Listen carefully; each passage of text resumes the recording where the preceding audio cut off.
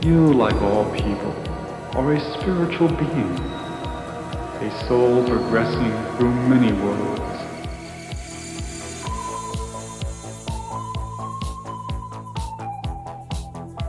You do not remember your many past embodiments, because you have not progressed to the point where these memories can be recognized by you.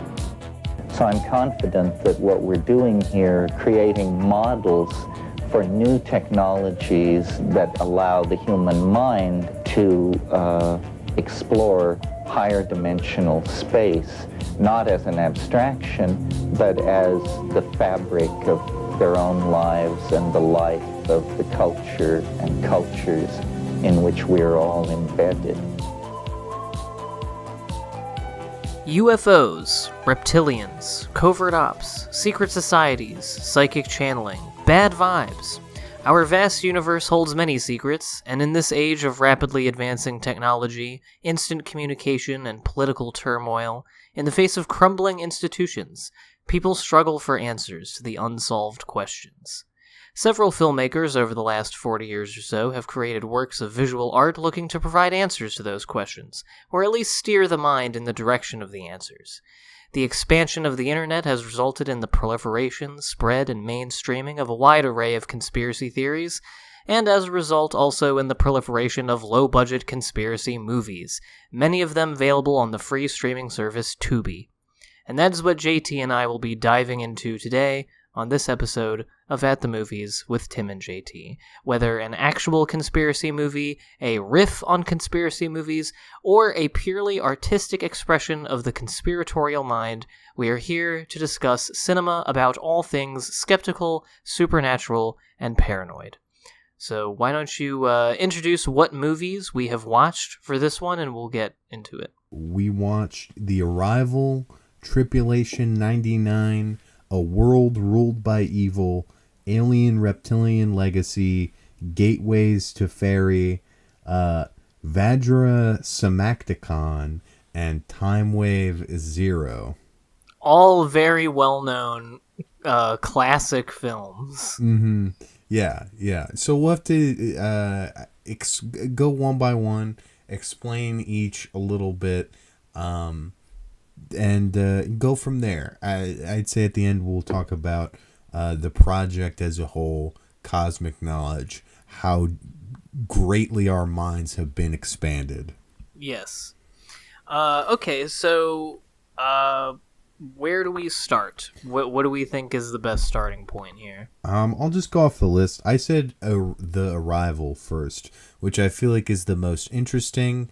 Yes. It is the one that is a real cult. What was the name of the cult? Unarius Academy of Science. Unarius Academy of Science. They're still around. Them, basically just, doing a sci-fi movie, but it's, what they believe about humanity being visited by a higher cosmic power.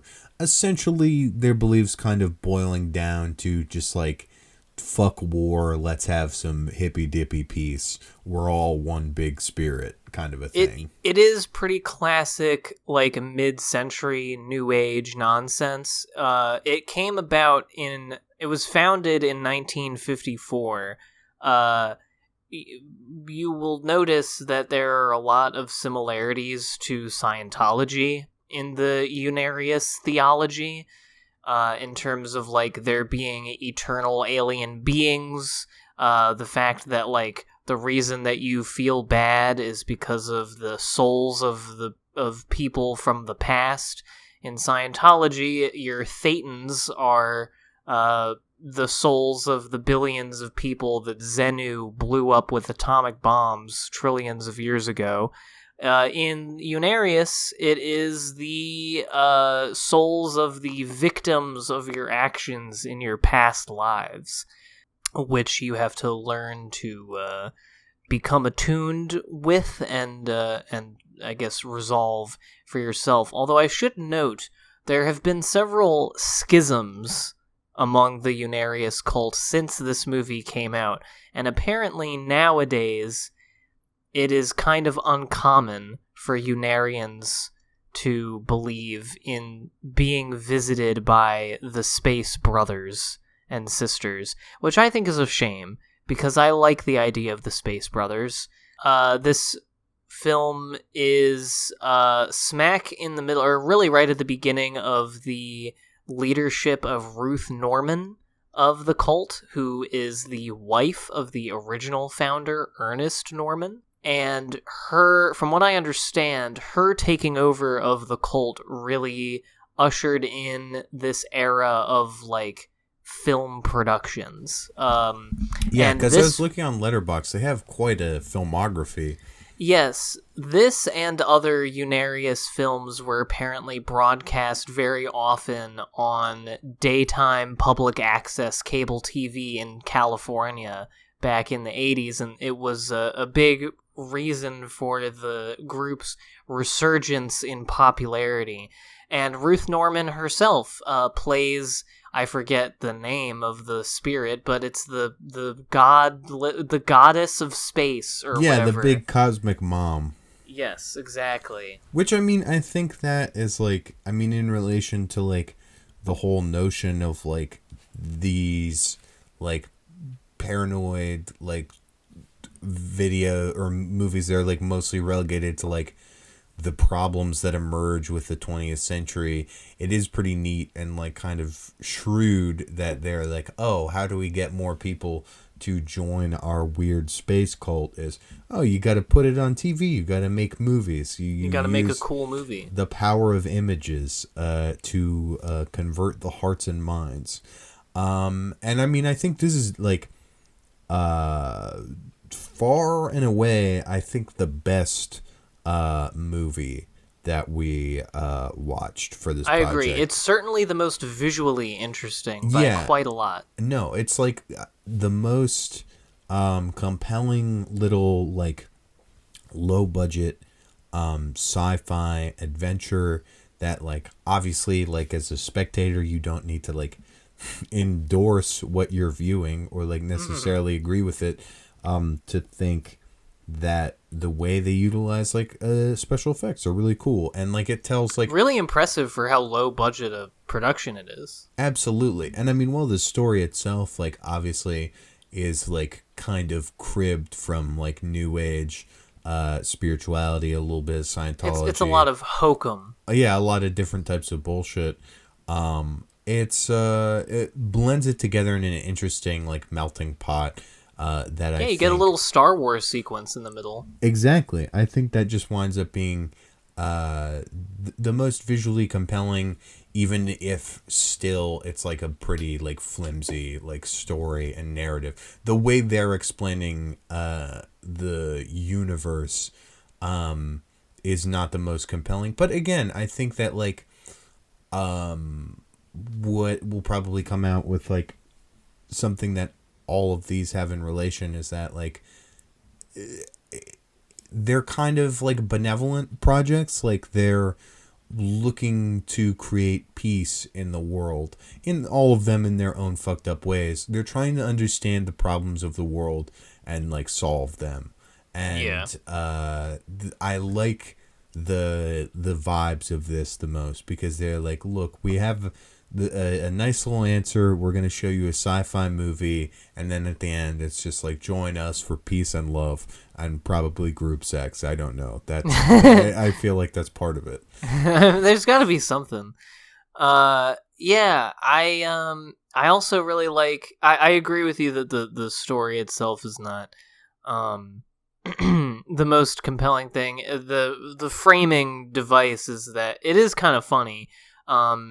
Is that this caveman with a very funny southern accent, he is visited by these beings in a UFO, these super intelligent beings who can speak telepathically, which results in several scenes, especially with Ruth Norman, when she's talking to him.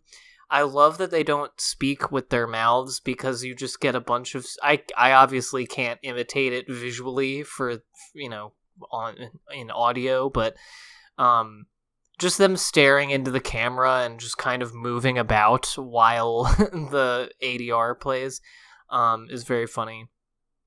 And yeah, they basically just reveal to this caveman that he has lived past lives, including one where he was some like galactic warrior who uh, made a decision that resulted in the deaths of millions of people on some planet, and that's why he has caveman anxiety, I guess. But yeah, it is really cool.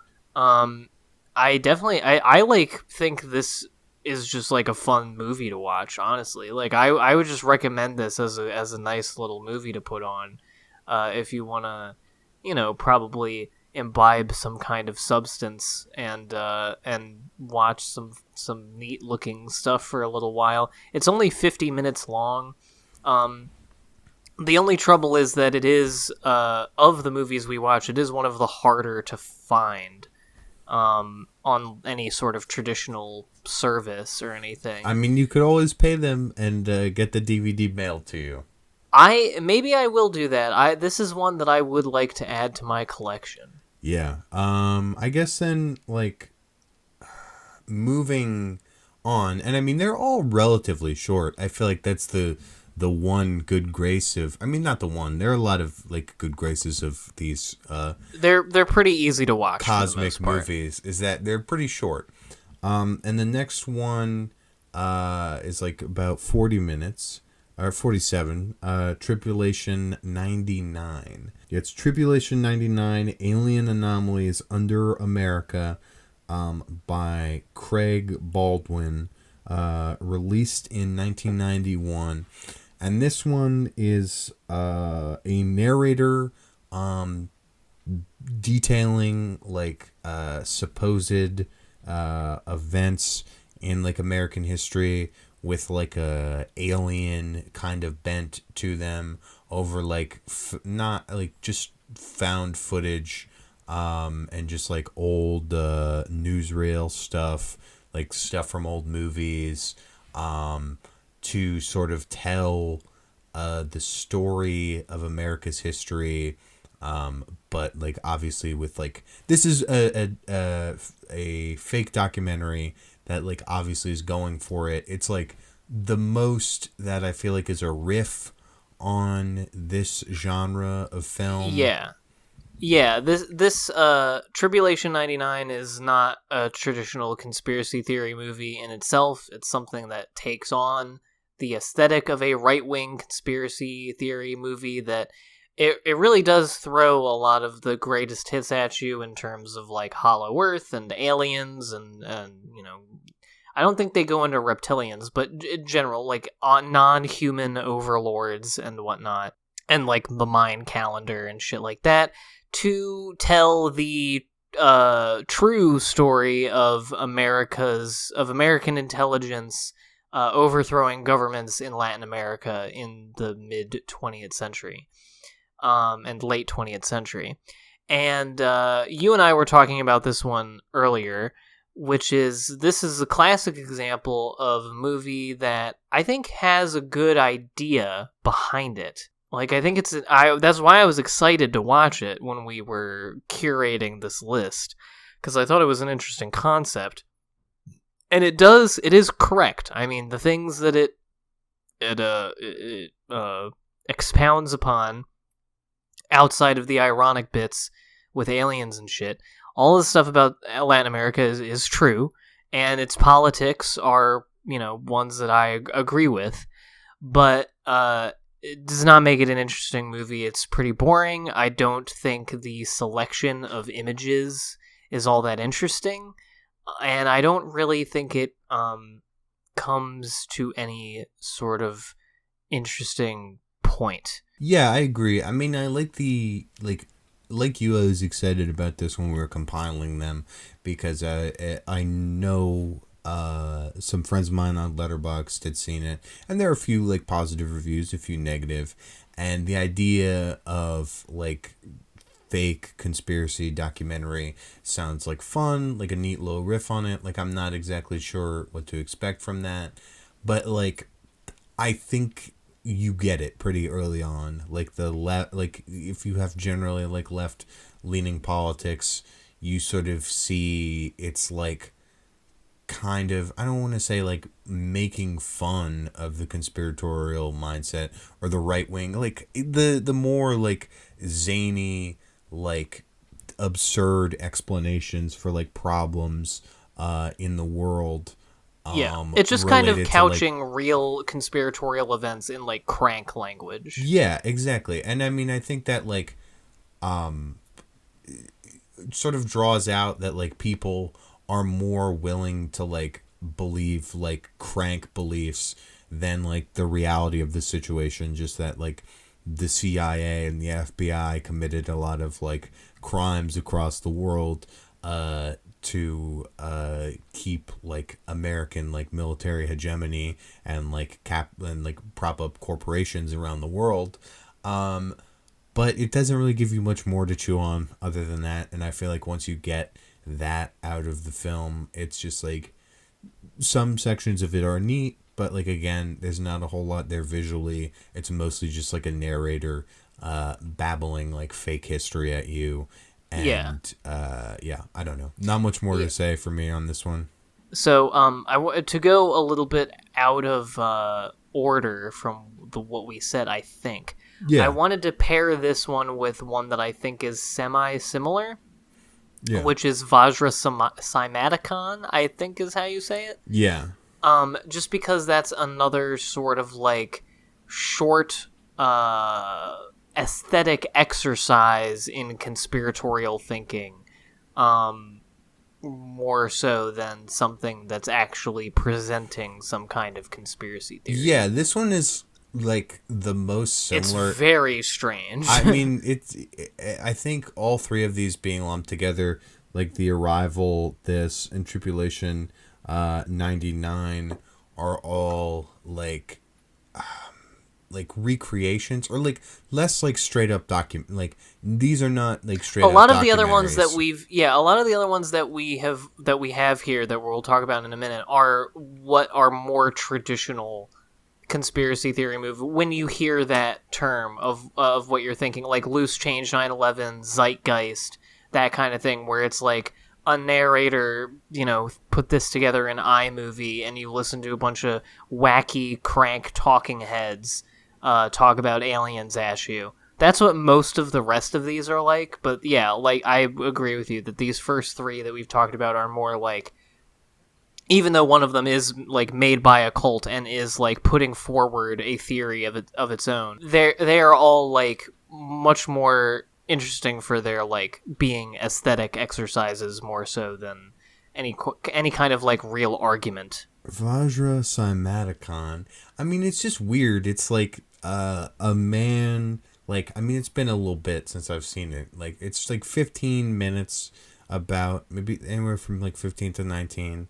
And it's this man like sort of at like a computer module, like fucking around with like people and like on like a screen, and just weird noises, generally like psychedelic imagery, very loose like context. I mean, you get like, I don't know, from those images like the mind manipulation like kind of there's stuff. big MK Ultra vibes. Yeah, that are like relevant to like other types of like conspiratorial thinking, and just like obviously an anonymous person like in control, like doing experiments on individuals, like emerges from that. But again, this is like mostly like an aesthetic exercise that just does not do much for me. I mean, I think because it's so divorced from like any context,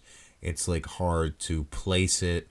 And I mean, like the general aesthetic of it, like the psychotronic, like weird visuals is like neat, but like nothing is particularly like beautiful or like I don't know. There's no like not a lot of memorable like framing or shots or anything like that of it. And just because it's so like hard to place like what exactly it's getting at, I feel like it's mostly forgettable.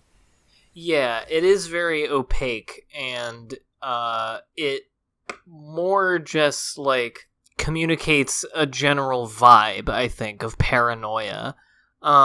And I think maybe in that sense it could be interesting, but yeah, at least on first blush, like, there's nothing that interesting about it, as, like, for me. Alright, well, the next film, I would say, would be A World Ruled by Evil.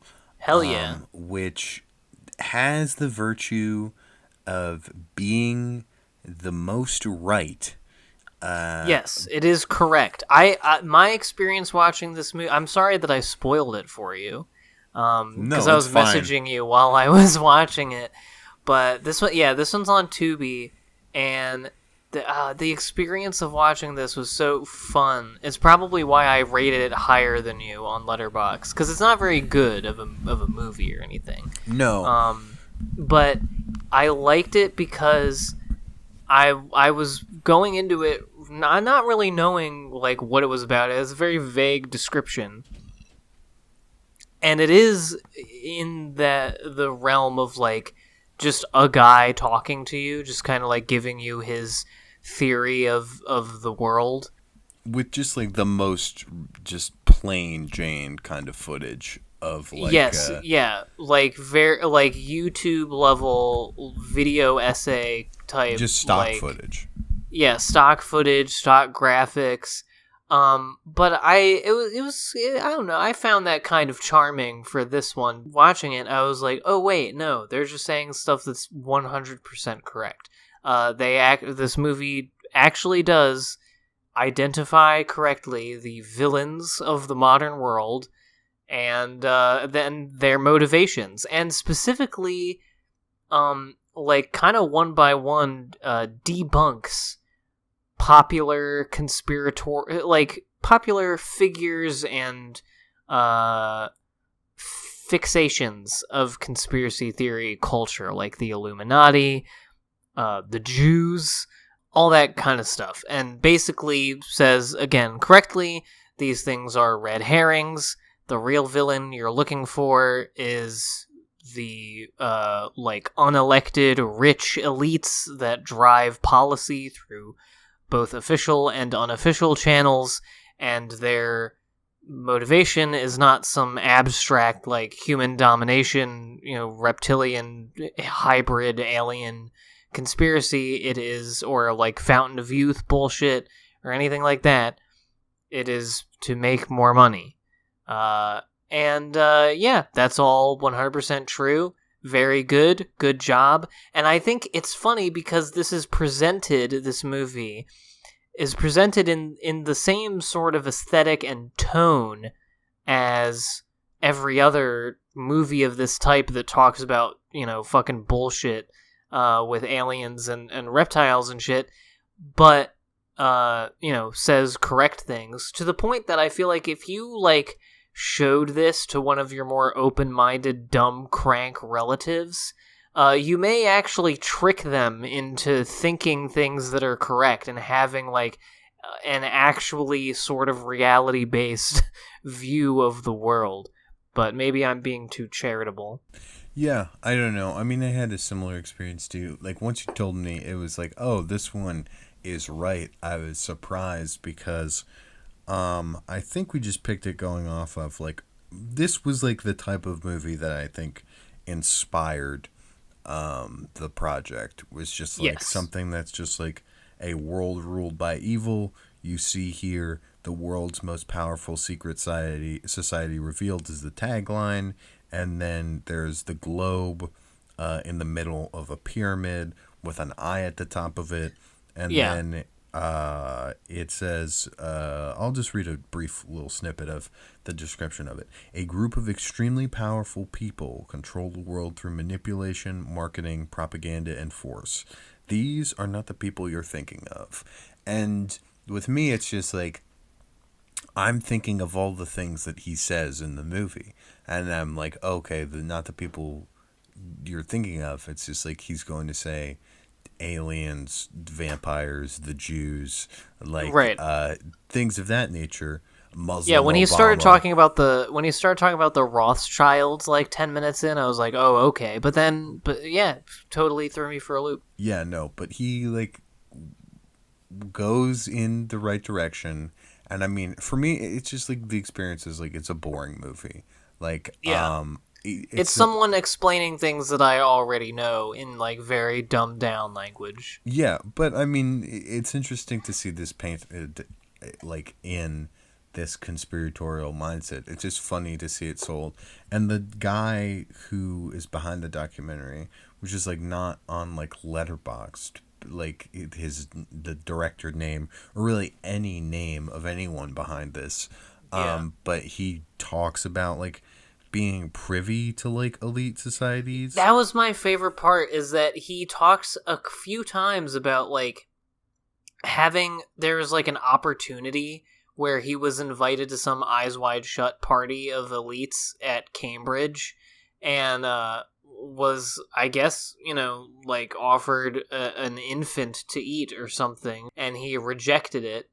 And that's kind of the whole thing with the movie, is that it doesn't really leave you with anything. Like, it gives you, again, correctly identifies like the villains of the world and everything, but then its parting advice of like what you are to do with this information is basically, if you ever get invited to Bohemian Grove and they invite you to join the elite, don't do it. Yeah, no, it is very funny in that regard. It's just really took me by surprise that one of these was like right. Like, I was expecting, Yeah. I mean, as I said earlier, something entirely just like convoluted and totally different. And I mean, I think that's also kind of why this sort of bored me a little bit, because it's just like, I mean, even the ones that are like crazy, like explanations of like clearly like nonsense, like it's fun to see the way people use nonsense to make sense of their powerlessness and their place in the world. But this Yeah. is just like using like a very logical understanding of things to Right. see where the problems are coming from. But yeah, I mean, I feel like that pretty much ties the knot on that one, Yeah. which leads, I think, pretty perfectly into the next one of Alien Reptilian Legacy. This is exactly what I was anticipating a world ruled by evil to be like, and this is just like the just completely batshit like movie about like This is what we came to see with this video. reptilian men. I mean, I guess reptilian women too. It's not really clear, but there are different types of aliens. I think they talk about like insectoids as well. They really go into like, Yeah, they talk about mantids. oh yeah, mantids. They talk about a bunch of different alien classifications, but reptilians are the worst. Some people think they're evil and others think they're good. It seems to really depend on what your sleep paralysis experience was like for you when you first encountered reptilians. Yeah. Because some people seem to be like, oh, they speak through me, and other people are like, they're threatening. And this one is like mostly just all like, I mean, there's some like other like footage incorporated of just like either like poorly done recreations, but There's a horrible skit that it keeps coming back to, this where is it's just like mostly Talking Heads interviews. Yeah, but like the framing device of the journalist who is investigating missing persons cases, and his reptilian editor boss calls him in to like tell him not to run the story and reveals himself to be a reptilian, is so funny and like horribly acted and just very on the nose. Also, I wanted to mention that apparently this is the first of at least two movies. I think this was originally supposed to be titled Don't Mention the Reptiles. And I took a lot of notes watching this movie of just like the things these different people are claiming and the stories they tell, because I think they're funny and I wanted to be able to reference specific details. But one guy specifically mentions that the title is Don't Mention the Reptiles, and then at the end it says something about make sure to watch Don't mention the Reptiles 2, which exists and is made by the same person. So that's interesting. But yeah, it is mostly just talking head interviews with very few cuts. They really just let these people kind of ramble for the most part, which I think is kind of fun. Yeah, no, and I mean, it's just wild, like, the stories you hear. Just, like, one guy going to, like, isn't it, like, a conference about this kind of thing? And then, like, he goes up on stage, and, like, someone's like, there's Reptilian, like, right behind you. Yeah. That kind of thing, because he describes him, like, kind of having a reptilian bodyguard that follows him. It's just like... Yeah, he's got like a reptilian guardian angel. There's like a lack of focus with this. Like, there's no coherent, like, thesis. Like, because obviously you get, like, the mixed, like, are reptilians good? Are they bad? Like, yeah, there's like no consistent information about them. Yeah, it's all just like different individuals, like, types of nonsense. Like, some of them are just talking about getting fucking probed and whatnot, like just getting jabbed in the back. Yeah. And like, just, you get these individualized rants that really don't add up to much, because it's just like, oh yeah, just spin your wheels, just like run about your like particular experience with the reptilians. And it's like less like, I mean, I don't know, in what, like, I feel like you expect from like a conspiracy theory movie is just like, you want it like to have a coherent and like consistent logic of like explaining the world and explaining the problems, and then like maybe, like The Arrival. Like, yeah, like The Arrival, and like maybe the solutions, and like sort of like what a world ruled by evil does. But like, you expect that with like batshit information where it's just like, oh, this is where the like, I was anticipating with Alien Reptilian Legacy like a more concise like history of the alien reptilians, who they control, like maybe some more concrete suggestions of what politicians and entertainers are the reptilians. But this is just all over the place. Maybe we have to watch the second one. Exactly, yeah. Yeah, well, I wanted to, while we're talking about this one, I wanted to focus in on one person in particular, who I think just gave the most entertaining stories. He's a nerdy guy. His name is James Bartley. And first of all, he describes his first encounter with a reptilian or alien being. An alien was levitating in his bedroom, and it was an alien that looked exactly like an alien described in a book called Alien Jigsaw 2, looking at a questionnaire in the back of another book about alien encounters, where he got triggered by a question where they ask, did you ever see Little Friends as a kid? And he talks about getting abducted and probed after returning from West Germany in 1990, which is an interesting time to be doing that.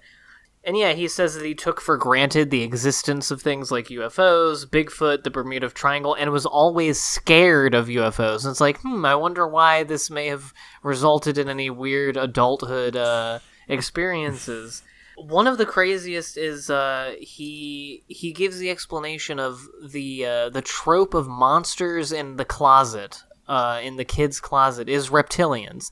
That reptilians enter our dimension through interdimensional portals, and apparently one of their favorite places to put the portals is in the closets of children's bedrooms, and they like to let their little baby reptilians, which he calls reptoids and describes as looking like baby Godzilla, which is very funny, that they like to play with kids, and that he would go over to a friend's house and would see the reptoids playing with his friend's children. And he claims that one of the reptilian kids like punched him and like knocked him out cold at a friend's house. And another time a reptilian... Now this is where I get concerned for these people, because some of these people, and I don't just mean these people as in the people in this particular movie, I mean the people who say this kind of shit and are in these types of movies the world over, is like, obviously some of these people are just capping.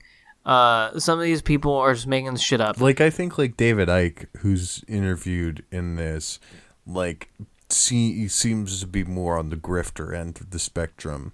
Yes, I think that in general, the more famous you are, the more full of shit your the more you're like are. a grifter. But then they're just severely mentally disturbed people. Like this Right, which I think James Bartley is, because there was one story that really concerned me, which is he talks about a reptilian. He was laying in bed, and a reptilian jabbed him in the base of his spine with a syringe. Oh, yes. And then said he later realized it was a khaki-colored reptilian with a tail, and not a soldier, which is what he thought it was. And that's something that I think comes up in another person's story about how they have these experiences of being, like, kidnapped or probed or otherwise violated in some way by a military figure. And just knowing what I know about, again, like, the real conspiracies of the past, like MK Ultra and things like that, and CIA black sites, any number of things where, normal people are disappeared or otherwise fucked with in some way.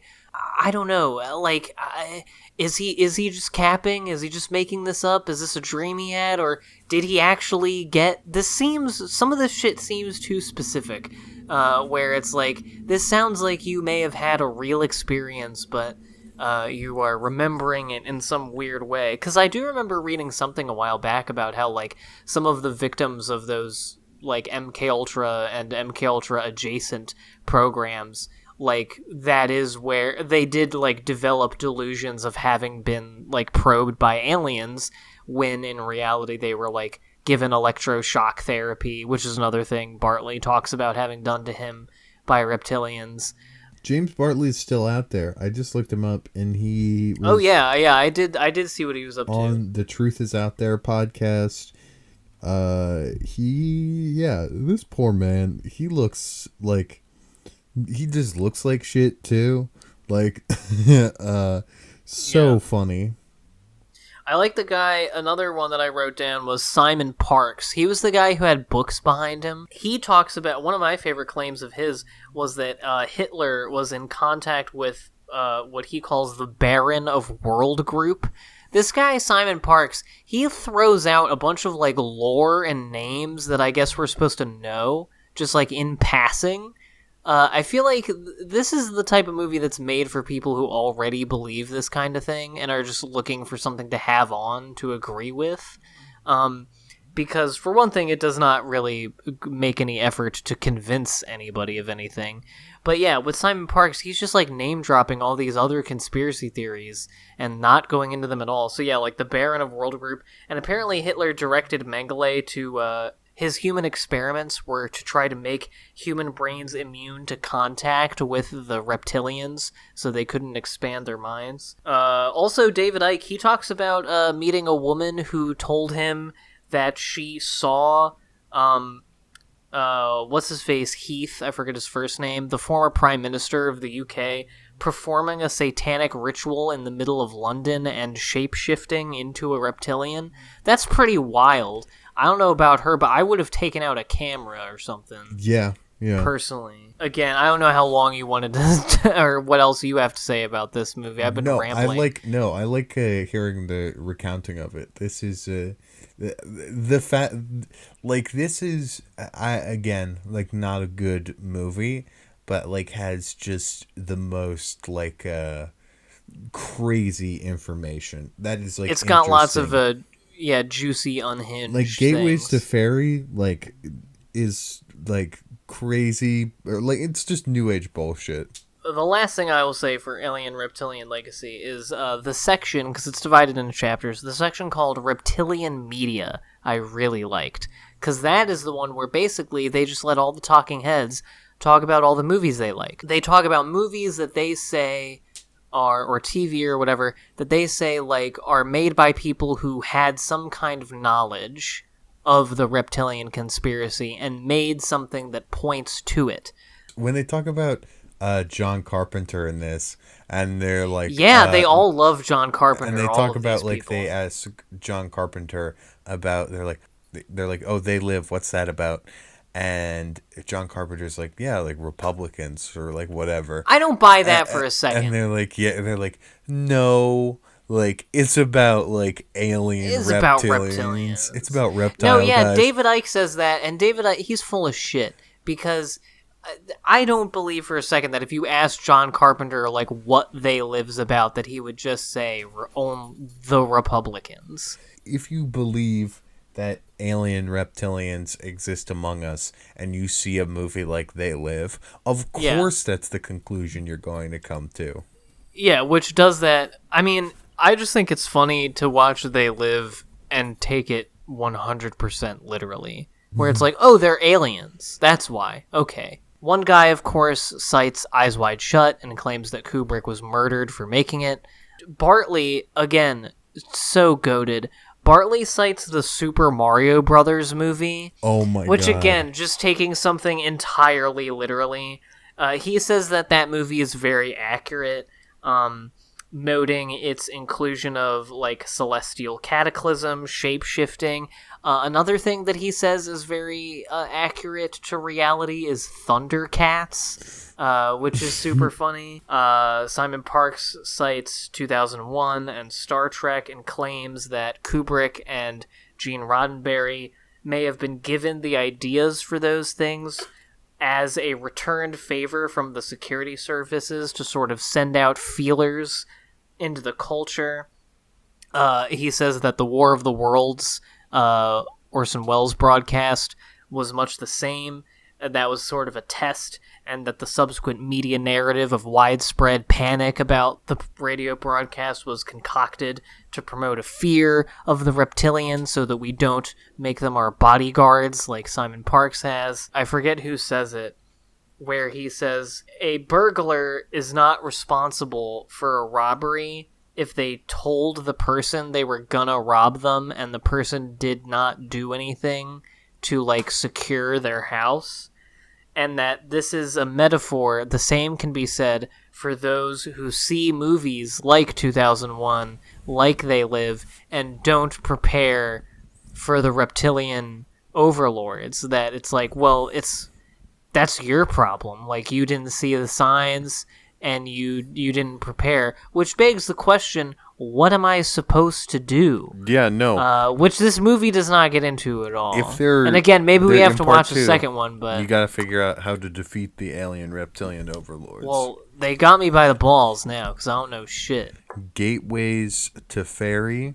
Yeah, let's get this bullshit which out of the way. I would say is probably the most. This is the worst one. Yeah, in my the opinion. most fucking boring one. Two old fucking hippies, just doing like not even cool reptilian shit. Just like them talking. John Curtis Crawford and writer storyteller Bridget Wolfe, talking about fairies, magic with a K. Yeah, that kind of shit.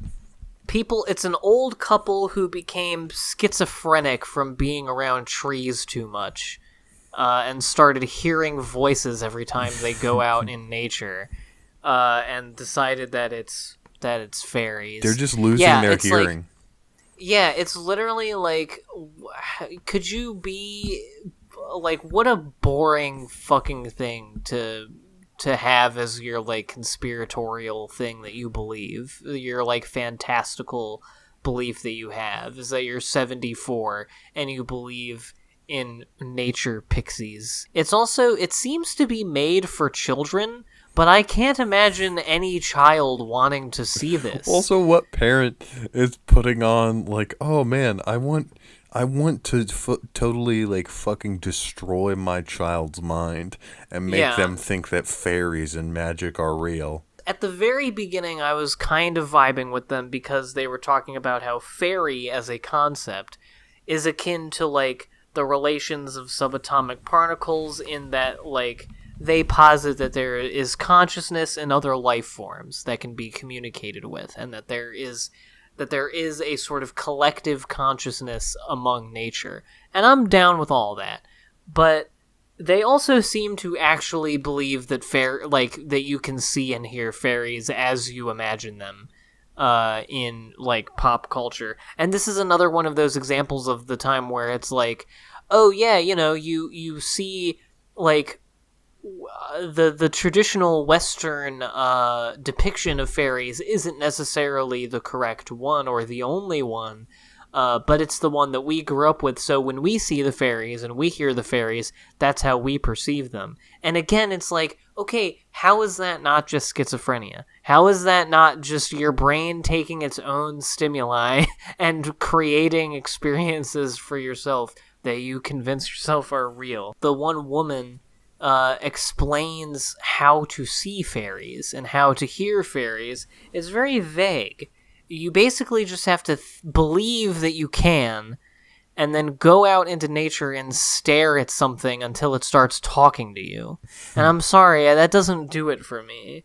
I also like how the old man builds fairy houses, which the fairies ostensibly ask him to make, but then he just makes... And he's like, oh, there's no, like, it just comes to me. It's crazy, these otherworldly things. And it's just like little model hobbit houses. And, like, yeah, they're cute, but it's just like... And it's funny, he used to be, like, a VFX guy for, like, movies. And it's like, why didn't you just, like, work on the Dark Crystal reboot? Like, why didn't you make money instead of, like, you're just living in the woods of, like, Pennsylvania and fucking making... little like Dragon Tales houses. No, this one is just like seems the most pointless. It's not like, I mean, like you get like, I don't know, again there's sort of that thread with the arrival of like peace, brotherhood, nature, love, kind of like hippy dippy new age bullshit. But which I'm all for. In concept, I'm like totally cool with that. Exactly, but there's no like there's no threat, there's no juice like you get like Alien Reptilian Legacy, where it's like there's a problem, we need to solve it. There's just like, there's none of that with like comprehending the fairy issue. Like, what am I supposed to do? Like, just, I guess, go wander around the woods. Just believe in fairies, at I guess. mushrooms until they start talking to me and tell them to build them homes. Which, why do they need a home? They live in the fucking woods. Fairy festivals are a thing that people do. They talk about doing them a couple of times in the movie. And I guess it's just a place where, like, adults and children come and they dress as fairies and they talk about fairies and they pretend that they're seeing fairies together. I don't know, it seems kind of lame. Yeah, but no, not cool. Not my kind of party. Like the Alien Reptilian Legacy boys. No, I'd much rather hang out with them. I'd much rather hang out with that fucking dumbass Australian guy who says he got probed by reptilians.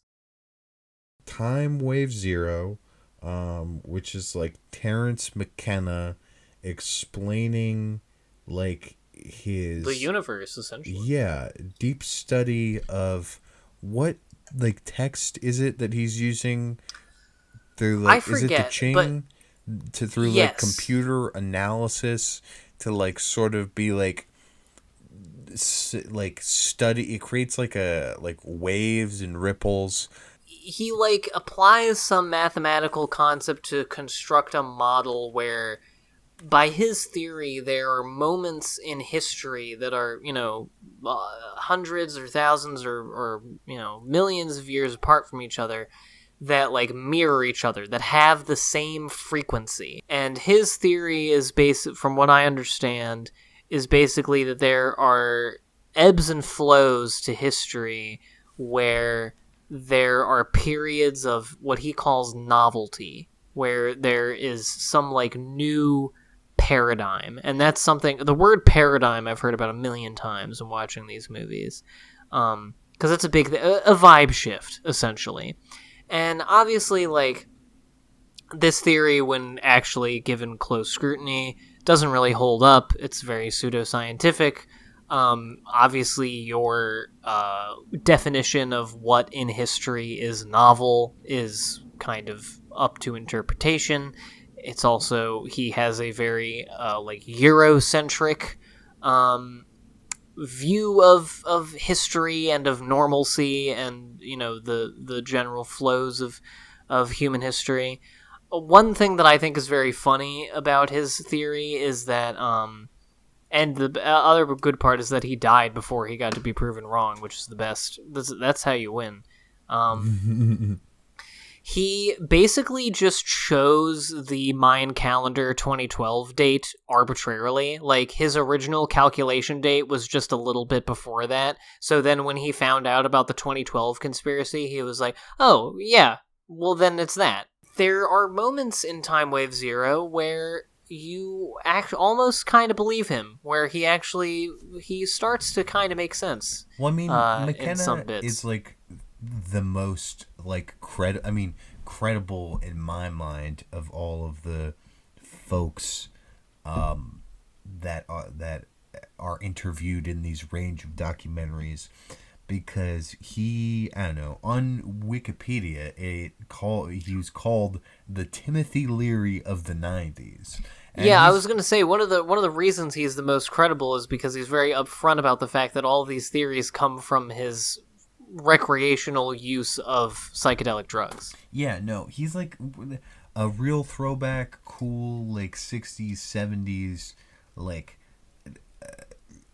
drugs, shamanistic hippie, who is like went to Berkeley, like is really big on that type of, like, I don't know, the philosophizing of like drug culture. He was doing altered state stuff in college. And frankly, I think that's like some of the more like interesting shit. Like, I don't think it yields. I mean, that is literally like plumbing the depths of the human consciousness. Exactly. I mean, I don't think it necessarily yields It doesn't mean you're right. Anything interesting or productive, but like, I don't know. It's more thought provoking, and like, it's wrong in a more amusing way. Yeah. Or like wrong in a way that can spin off into like getting you thinking about the world in interesting ways, as opposed to like the other like conspiracy theory hokum that's presented here is very like either like, what am I supposed to do with this information, or like direct like prescriptive bullshit. What do you make of the this movie on an aesthetic level? Because the last couple movies that we've talked about have been pretty straightforward, like lo-fi, point a camera at some people and they talk types of movies. But this one, as far as I'm aware, was not made by McKenna, not made by any like disciple of McKenna, and it has all of these crazy like video warping effects and distortion to it that makes me feel like it is, and obviously it's like a collection of a few clips of McKenna. It's not by any means a like comprehensive or credulous presentation of his ideas. It seems to be a work in its own right. So I was curious as to what you thought of how it's presented. I very much so agree with like what you're saying. I think it's like the most, like, aside from The Arrival, the most formally interesting, and that does a lot, like the most like psychedelic to like enhance the material. Like, it works in concert. Like, we're reviewing these like under the guise of at the movies and like film bullshit, and when looking at all of these as films, like only two of them are like remotely like are interested with using the like film grammar and language to help convey their point. And I think that's why they're like, I don't want to say The Arrival is like the most convincing, but it's the most compelling argument, or the most interesting one. And I think that makes it like obviously more people joined that cult after like seeing that. It's like, it's interesting. You're using the tools of the medium to try and like persuade you and get you on board with something. to tie everything up here, now that we've talked about all of them, I think we've said before, our first episode of At the Movies, I mean, our interest in conspiracy theory stuff has permeated a lot of these videos. Our first At the Movies was 70s conspiracy thrillers. The first video we ever did together was talking about the Epstein sex trafficking cabal. So obviously we have an interest in this sort of thing. One of the reasons that I'm interested in American conspiracy theories in particular is that I think this is true pretty much everywhere, but I am just speaking from an American perspective that, like, throughout history since, like, the 19th century, back to, you know, the original big conspiracy theories of, like, the Freemasons and whatnot, conspiracy theories seem to crop up wherever people become aware of their powerlessness and of their alienation from the levers of choice and power, their ability to, you know, control their own lives, but they don't have the sort of materialist perspective to actually figure out what is causing it and why. And so they invent narratives around it that not only are more satisfying because you can say what they are, but also put you in a position of control, if for nothing else, because you are one of the few people who recognizes it. You're one of the people who knows about the reptilians. So they're not going to get you because you watched all the right YouTube videos and you know what's up. And I think whatever it is, whether it's the fucking Freemasons or QAnon or Pizzagate or what have you, or, you know, the 80s, you know, my daycare is doing satanic rituals with my children. I think it is all riffs on the same tune. What can we sort of glean from the culture? Because most of these movies are pretty contemporary. And come in the era that we're in now of, like, a proliferation of conspiratorial-minded and skeptical media, because I don't think it is controversial or even new to say that there is no trust in institutions or traditional outlets of information anymore in America, and that, like, being skeptical is kind of the default position of most people. It's kind of banal at this point to even point out conspiracy theories and the ubiquity of them. So yeah, what do we make of all of this? Yeah, I guess, I mean, I think saying. that's, like, I am very much in line with what you're saying there about why we're interrogating these so frequently. Conspiratorial thinking is mostly right. Like, with what we're, like, they all have a degree of truth to them, like, getting at here. And I mean, I think that's just, like, mostly right. I mean, not like that their theories are, like, in any way, and, like, even ones that are like gateways to Faerie that are, like, devoid of, like, politics, more or less. Like, there is this underlying, like, suspicion or distrust of the way things are because the world is unpleasant and bad. And I think the more accurate ones are, like, getting at it because, like, the power is outside of the control of people, and that, like, you have very little control over your own life. So I think it's natural for humans to build some sort of grand narrative as to why, like, that's happening and, like, what's causing it.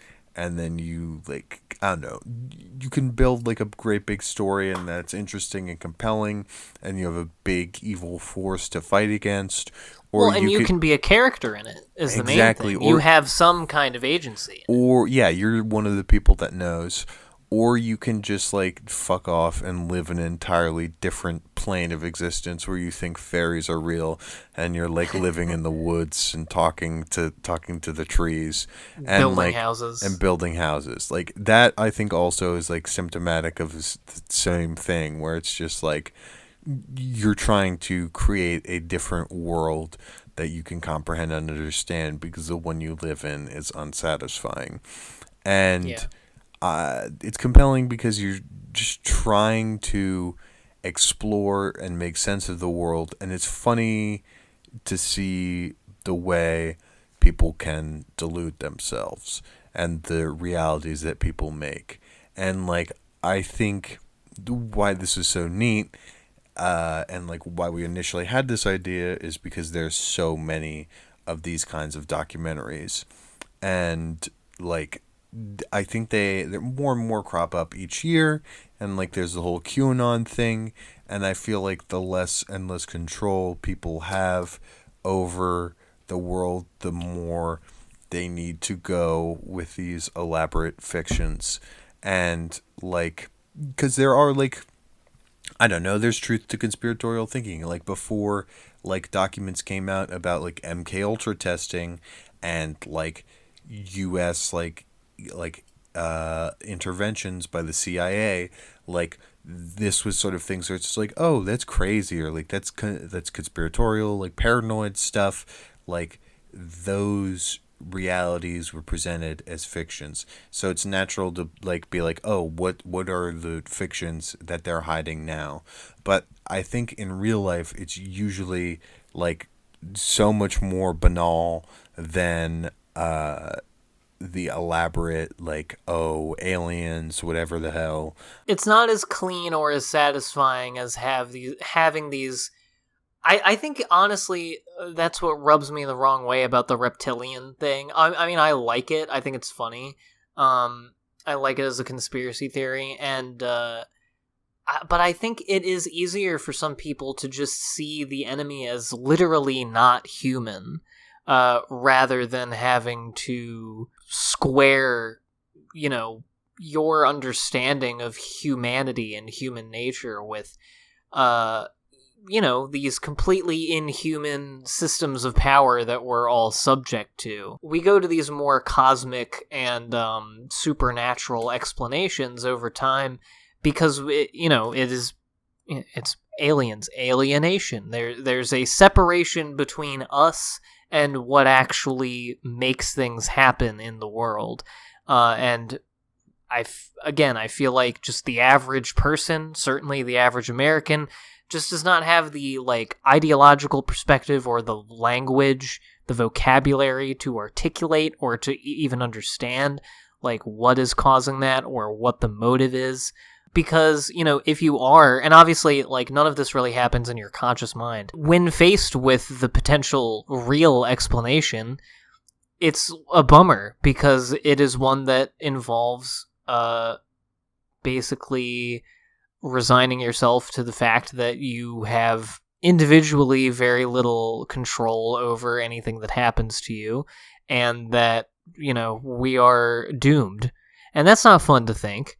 It's much more fun to think that, you are one of the special ones and that all of your enemies are going to suffer in the end, which is what a lot of these come down to. And we have so much more cosmic knowledge now. I'm ready to deal with the fairies, the aliens, the reptilians. Yeah, my mind is very expanded now. I hope I get a visit from a space brother pretty soon to tell me about my past lives. I'm ready for the Greys. My shit out. I'm ready for the Greys.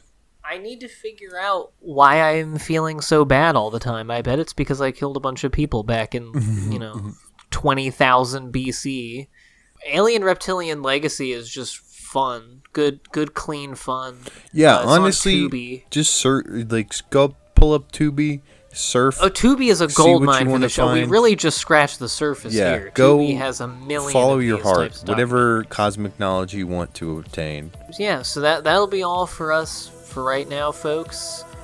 See you in the next 1 to 6 months for the next installment of At the Movies with Tim and JT. We'll see you guys next time.